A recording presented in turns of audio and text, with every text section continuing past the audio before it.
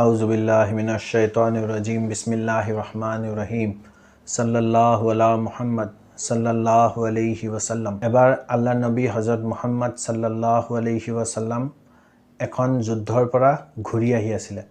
আল্লাহ নবীও আহি আছে আৰু সাহাবীসকলো একেলগে আহি আছে। কোনোবা উটৰ ওপৰত, কোনোবা ঘোঁৰাৰ ওপৰত, তেনেকৈ বেলেগ বেলেগকৈ সবে নিজে নিজে আহি আছে। আল্লাহ নবীৰ আদত আছিল যে আল্লাহ নবীয়ে সবৰে খবৰ ৰাখে। যিমান আল্লাহ নবীৰ যিমান সাহাবীবিলাক লগত গৈছে সবৰে আল্লাহ নবীয়ে খবৰ ৰাখে। তাৰ মাজত এজন সাহাবী আছিলে হযৰতে জাবিৰ বিন আব্দুল্লাহ। তেওঁ বহুত দুখীয়া সাহাবী আছিল আৰু তেওঁ ঘৰত বাইক ভনীয়েক কেইবাজনী আছিলে, 5জনী 6জনী বাইক ভনীয়েক আছিলে আৰু সবকে বিয়া দিবলৈ আছিলে, কিন্তু তেওঁ আৰ্থিক অৱস্থা একদম বেয়া। আৰু তেওঁ যিটো উটৰ ওপৰত সৱাৰি কৰি আহিছিলে, যিটো উটৰ ওপৰত আহি আছিলে, সেই উটটো বহুত বুঢ়া হৈ গৈছে। উটটো খোজকাঢ়ি যাবই নোৱাৰে, এনেকুৱা অৱস্থা। গতিকে বাকী সাহাবীসকল নিজৰ নিজৰ উটত বা ঘোঁৰাত আগবাঢ়ি গুচি গ'ল, কিন্তু হযৰত জাবিৰ বিন আব্দুল্লাহ যিহেতু নিজৰ উটটো স্পীডত যাব নোৱাৰে, গতিকে তেওঁ কি হৈ গৈছে, পিছত থাকি গৈছে। লাহে লাহে তেওঁ নিজৰ যিটো কাফিলাতকৈ বহুত দূৰত থাকি গৈছিলে। আল্লাহ নবী হযৰত মুহাম্মদ সাল্লাল্লাহু আলাইহি ওয়াসাল্লাম কেতিয়াও কোনো নিজৰ সাহাবী, নিজৰ উম্মতিক কেতিয়াও আল্লাহ নবীয়ে অকলে এৰি নিদিয়ে। আল্লাহ নবীয়ে সদায় তেওঁ খবৰ ৰাখে। আল্লাহ নবীয়ে যেতিয়া দেখিলে যে হযৰত জাবিৰ বিন আব্দুল্লাহ বহুত পিছত থাকি গ'ল, আল্লাহ নবীয়ে আকৌ নিজৰ উটটো ঘূৰাই হযৰত জাবিৰ বিন আব্দুল্লাহৰ ওচৰত আহিল। হযৰত জাবিৰৰ মনত বহুত টেনশ্যন চলি আছিলে, যে সেই কথাবিলাক ভাবি আহি আছিলে যে মোৰ এটা উট কিনিবলৈও পইচা নাই, মোৰ ঘৰত কেইবাজনীও বাই ভনী আছে যাক মই বিয়া দিব লাগে, কিন্তু মোৰ খোৱাৰে ইমান অৱস্থা, মই সিহঁতক বিয়া কেনেকৈ দিম। এইবোৰ কথা মনত থাকি মানে হযৰত জাবিৰে মাথা ওপৰলৈ তুলিব পৰা নাই, তললৈ মূৰ কৰি লাহে লাহে আহি আছে। কিমান দূৰ বাকীবিলাক সাহাবী কিমান দূৰ পাই গ'ল, তেওঁ কিমান পিছত থাকি গ'ল, আনকি এইবোৰ চাবলৈও তেওঁৰ মন যোৱা নাই। তেওঁ তললৈ মূৰ কৰি লাহে লাহে আহি আছে। আল্লাহ নবী যেতিয়া ঘূৰি আহিলে, উল্টা পিছফালে ঘূৰি আহি হযৰত জাবিৰৰ ওচৰত পালেহি, পাই হযৰত জাবিৰক সুধিলে যে হে জাবিৰ, তুমি ইমান পিছত কিয় থাকি গৈছা, জল্দি ব'লা, বেলেগৰ লগত ব'লা। মানুহবোৰ যেতিয়া বহুত বেছি টেনশ্যনত থাকে, কথাবিলাকো ইচ্ছা নকৰিলেও বহুত বেয়া ৰাফ টিউনত ওলাই যায়।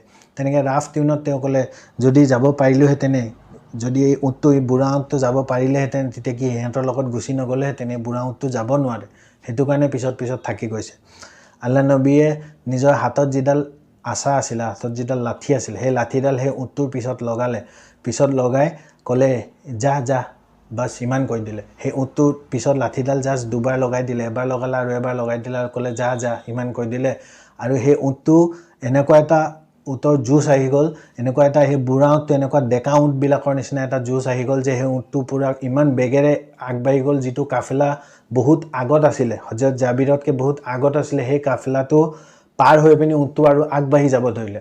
আল্লাহ নবী তেতিয়া পিছে আহিলে, পিছে আহি সেই কাফিলাটো পাৰ হৈ পিনি যেতিয়া দেখিলে হযৰত জাবিৰ আৰু আগবাঢ়ি গৈছে, হযৰত জাবিৰক আল্লাহ নবীয়ে ক'লে, জাবিৰ, তুমি ইমান আগবাঢ়ি কিয় গৈছা, আমিও তোমাৰ লগতে আছোঁ, আমাকো তোমাৰ লগতে লৈ যোৱা। এই কথা শুনি হযৰত জাবিৰৰ মুখত হাঁহি আহি গ'ল। যি জাবিৰ তললৈ মূৰ কৰি টেনশ্যনত আছিলে, সেই জাবিৰৰ মুখত এতিয়া হাঁহি আহি গ'ল। হযৰত জাবিৰে আল্লাহ নবীৰ ফালে চালে আৰু ক'লে, ইয়া ৰাছুলাল্লাহ, ইয়া হাবিবাল্লাহ, যি কৰিছে সেইটো আপোনাৰে হযৰত জাবিৰক আল্লাহ নবীয়ে ক'লে যে জাবিৰ, তোমাৰ উটটো বহুত পচন্দ লাগিছে মোৰ, ইমান ধুনীয়া উট, সবতকৈ আগত গুচি গৈছে, এই উটটো মই কিনিব বিচাৰিছোঁ, মোক বিকিবা, কিমান দাম কোৱা। হযৰত জাবিৰে ক'লে, ইয়া ৰাছুলাল্লাহ, ইয়া হাবিবাল্লাহ, এই উটটো কি আছিলে, আপুনি জানেই অলপ আগত এই উটটো কি আছিলে, এতিয়া কি হৈছে, আপোনাৰে বৰকত, আপুনি ইয়াৰ যি মূল দিয়ে। নাই তুমি কোৱা, ইয়াৰ সবতছে ভাল দাম হ'ব লাগিব, ইয়াত যদি তুমি বজাৰত বিকা কিমান দাম পাবা কোৱা তুমি। হযৰত জাবিৰে ক'লে, এইটো যদি মই বজাৰত বিকোঁ মই 70 দিৰহাম পাম। আল্লাহ নবীয়ে ক'লে, হ'ব, মই তোমাক 100 দিৰহাম দিম, তুমি পইচা এতিয়াই লৈ লোৱা, আৰু উটটো মোক গৈ যেতিয়া তুমি মদিনা পাই যাবা, নিজৰ ঘৰ পাই যাবা, তেতিয়া তুমি উটটো আনি মোক মদিনাত তুমি দি যাবা। হযরত জাবিৰে ক'লে, হ'ব ইয়া ৰাছুলাল্লাহ, ইয়া হাবিবাল্লাহ, আপোনাৰ যি হুকুম সেইমতে হ'ব। হযৰত বিলাল হাবশী ৰাদিয়াল্লাহু তাআলা আনহুক আল্লাহ নবীয়ে ক'লে যে তুমি তাক পইচা দি দিয়া আৰু উটটো সি গৈ আমাক মদিনাত দি দিব।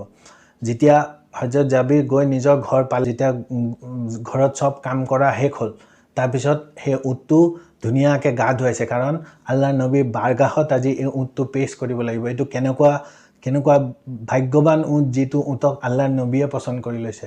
সেই উটটোক ধুনীয়াকৈ গা ধুৱাইছে, উটৰ নাকৰ ভিতৰত যি বালি সোমাই যায়, মৰুভূমিৰ মাজেদি যাওঁতে উটৰ ভৰিত যি বালি সোমাই যায়, সেইবোৰো সব চাফা কৰিছে, নতুন লেগাম লগাইছে সেই উটটোৰ ভিতৰত, আৰু সেই উটটো হজৰত জাবিৰে তাৰ ওপৰত এতিয়া চাৱাৰী কৰা নাই, হাতেদি ধৰি খোজকাঢ়ি লাহে লাহে আল্লাহ নবী বাৰগাহৰ ফালে লৈ গৈ আছে। যেতিয়া আল্লাহ নবী দৰবাৰ পালেগৈ, আল্লাহ নবীৰ হাতত সেই উটটোৰ লাগামডাল দি দিলে, ইয়া ৰাছুলাল্লাহ, ইয়া হাবিবাল্লাহ, আপোনাৰ লগত মোৰ চৌদা হৈছিলে, এই উটটোৰ আপোনাক দিম, মই ইয়াত আহি দিয়া কথা আছিলে, গতিকে এই উটটো মই আপোনাক দিছোঁ, এইটো আজিৰ পৰা আপোনাৰ উট।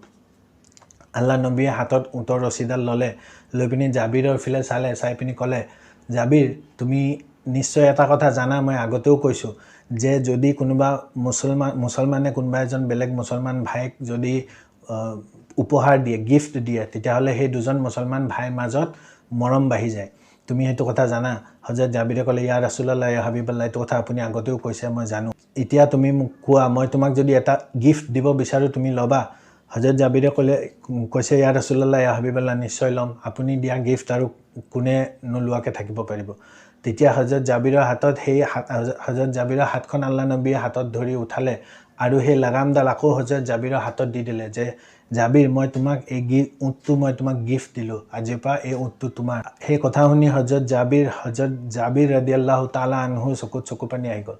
তেওঁ ঘৰলৈ ঘূৰি আহি আছে আৰু চকুত চকু পানী আহি আছে, তেওঁ চকু পানীয়েদি বাট নেদেখা। ইয়া আল্লাহ, আপুনি আমাক কেনেকুৱা ৰচুল দিছে, কেনেকুৱা মৰমৰ ৰচুল দিছে, যি মোক পইচা দি পিনি সহায়ো কৰি দিলে আৰু মোৰ উট মোক ঘূৰায়ো দিলে। এনেকুৱা ৰচুল আল্লাহে আমাক দান কৰিছে যে আমি ইয়াৰ কৃতজ্ঞতা কেতিয়াও শেষ কৰিব নোৱাৰিম।